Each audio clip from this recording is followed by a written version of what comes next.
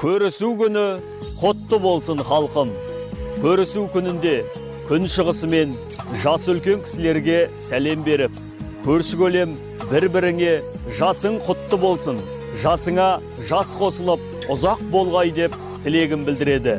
Көрісу күнінде бұрынғы өкпереніштер кешіріліп, араздық ұмытылады.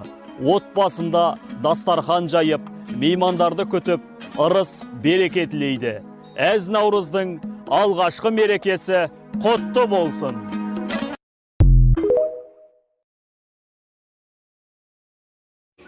Бала-шаға шулаған үйің болсын, тату-тәтті отбасыңа бақыт қонсын. Шаңыраққа қарағанда көзің тойып, Аллам, разымын деп көңіл толсын, бауырым. Бақыт тіледім.